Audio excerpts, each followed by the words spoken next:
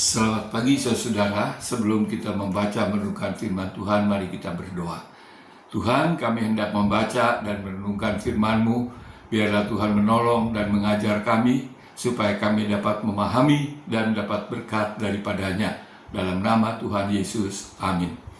Saudara, pembacaan firman Tuhan pada hari ini diambil dari Galatia pasal 3, ayat 6 sampai dengan ayat yang ke-14. Tetapi saya hanya akan membacakan satu ayat yang ayat 11 yang mengatakan, lagi pula jelaslah, tidak ada orang yang dibenarkan di hadapan Allah karena melakukan hukum Taurat, karena orang benar akan hidup oleh iman.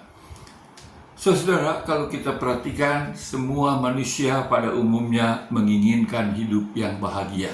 Baik hidup di dunia ini pada saat ini, maupun bagi orang yang percaya ada kehidupan yang lain di seberang sana setelah kehidupan di dunia, mereka juga mengharapkan hidup yang berbahagia dalam kehidupan setelah kematian kelak.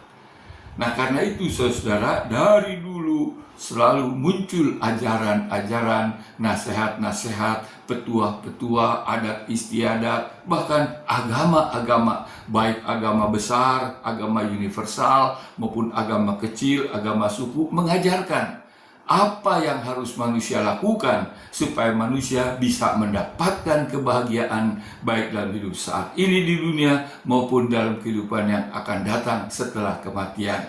Dan pada umumnya ajaran-ajaran itu manusia adalah subjek.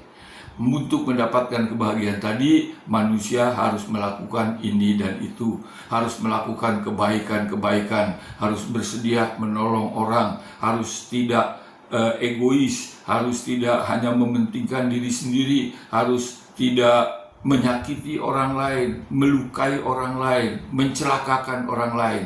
Baik yang positif harus berbuat ini itu, maupun yang negatif tidak boleh berbuat ini, tidak boleh berbuat itu. Semuanya pada dasarnya adalah manusia subjeknya. Untuk mendapatkan kebahagiaan, tadi dikatakan manusia subjeknya, manusia harus melakukan ini itu, manusia tidak boleh melakukan ini dan itu. Bahkan dilengkapi lagi secara itu tadi duniawi, vertikal, sekarang secara vertikal, tadi horizontal, sekarang vertikal, yaitu manusia harus percaya kepada Tuhan, manusia harus tekun beribadah kepada Tuhan, manusia harus menyembah Tuhan, manusia harus melakukan perintah-perintah Tuhan, manusia harus memberikan persembahan-persembahan, kurban-kurban kepada Tuhan dan sebagainya. Semua itu sekali lagi manusialah subjeknya, manusialah yang harus melakukan ini dan itu. Tapi saudara-saudara, karena tadi adalah manusia subjek, kalau ditanyakan apakah kamu yakin bahwa kamu akan mendapatkan kebahagiaan atau keselamatan tadi, umumnya manusia tidak berani untuk mengatakan yakin. Kenapa? Karena manusia adalah subjek. Manusia berusaha sekuat tenaga, tapi manusia sadar akan kelemahan, kekurangan, dan kegagalan. Maka itu semuanya tadi tetap merupakan keinginan dan harapan untuk mendapatkan kebahagiaan tadi. Bahkan saudara, kalau kita perhatikan, Alkitab mengatakan justru dikatakan semua usaha-usaha yang manusia lakukan untuk mendapatkan kebahagiaan keselamatan tadi itu tidak mungkin berhasil. Karena itu berasal dari manusia, karena sekalipun manusia berusaha dengan penuh kesungguhan, tapi manusia tidak bebas dari kegagalan dan kekurangan-kekurangan. Karena itu tidak mungkin berhasil. Dan karena itu tidak mungkin berhasil, maka Allah lah yang sebagai subjek datang ke dunia untuk mencari dan menyelamatkan manusia. Jadi kalau tadi manusia subjek datang kepada Allah, berusaha mentaati perintah-perintah, nasihat-nasihat apa yang Allah atau Tuhan katakan, maka sekarang Allah yang menjadi subjek datang kepada manusia untuk mencari dan menyelamatkan manusia. Itulah Natal, saudara. Yaitu Tuhan datang ke dunia untuk mencari dan menyelamatkan manusia. Mengapa? Pertama, karena Tuhan mengasihi manusia. Dan yang kedua, karena Tuhan tahu bahwa usaha betapa besar sekalipun dilakukan manusia itu impossible, itu tidak mungkin berhasil. Maka Tuhan yang datang untuk menyelamatkan manusia. Dalam pembacaan Alkitab kita tadi dikatakan, jelaslah Tidak ada orang yang dibenarkan di hadapan Allah karena melakukan hukum Taurat, karena orang benar akan hidup oleh iman.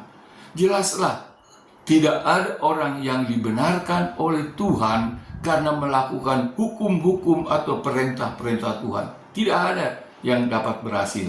Karena itu dikatakan, maka orang benar akan hidup oleh iman. Karena itu Allah datang ke dunia untuk mencari dan menyelamatkan manusia. Manusia tinggal beriman, percaya bahwa yang datang adalah Tuhan yang mau menyelamatkan kita di dalam Yesus Kristus. Sekali lagi, itulah Natal.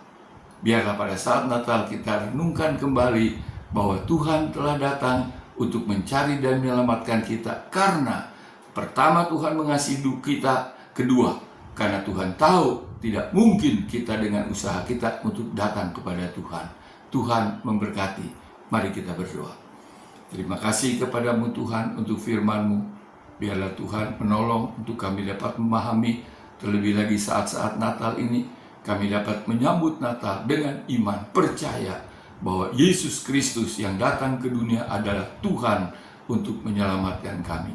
Tuhan berkati hidup kami seterusnya dalam kehidupan rumah tangga, dalam kehidupan usaha dan pekerjaan, bahkan dalam seluruh kehidupan kami.